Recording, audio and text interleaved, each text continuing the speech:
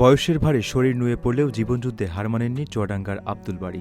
জাতীয় পরিচয়পত্রের হিসাবে তার বয়স ৯৯ বছর হলেও স্থানীয় মানুষ ও তার নিজের দাবি জীবনের ১১৫টি বসন্ত পেরিয়ে এসেছেন তিনি।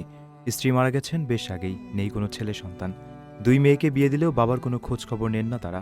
তাই জীবনের এই গধূলি লগ্নে এসেও একাকিত্ব আর অভাবকে সঙ্গী করে বেঁচে আছেন তিনি। কারো কাছে হাত না পেতে প্রতিদিন ভোরে সাইকেলের প্যাডেল ঘুরিয়ে বেরিয়ে পড়েন জীবিকার সন্ধানে। সম্প্রতি একটি বেসরকারি টেলিভিশনে তার সেই জীবনযুদ্ধ নিয়ে প্রতিবেদন প্রকাশিত হয়েছে। চুয়াডাঙ্গা সদর উপজেলার মমিনপুর ইউনিয়নের কবিখালী গ্রামে একটি জরাজীর্ণ টিনের ঝুপড়ি ঘরে তার বসবাস। একসময় কুষ্টিয়ার হালসা মল্লিকপুর থেকে ঘর জমা হয়ে এখানে এসেছিলেন। এখন এই বয়সে নিজের হাতেই রান্না থেকে শুরু করে বাসন মাজা ও কাপড় ধোয়ার মতো সব কাজ তাকে একাই করতে হয়।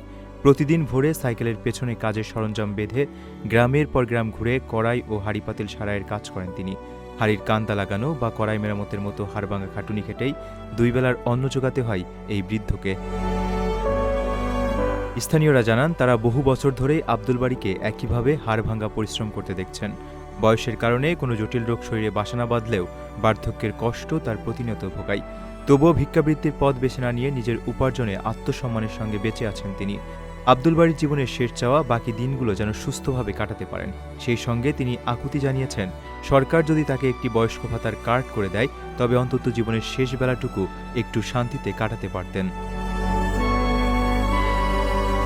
প্রবাসীর সিটিতে চলছে বহুল আলোচিত ফ্রি ফ্ল্যাট অফার, অর্থাৎ আপনি যে টাকা দিয়ে এখন ফ্ল্যাট কিনবেন ৫ বছর পর সেই সম্পূর্ণ টাকা ফেরত পাবেন, আর সেই সাথে পাচ্ছেন একটি ফ্ল্যাট একদম ফ্রি। অফারটি সীমিত সময়ের জন্য, তাই দ্রুত যোগাযোগ করুন স্ক্রিনে দেওয়া নাম্বারে।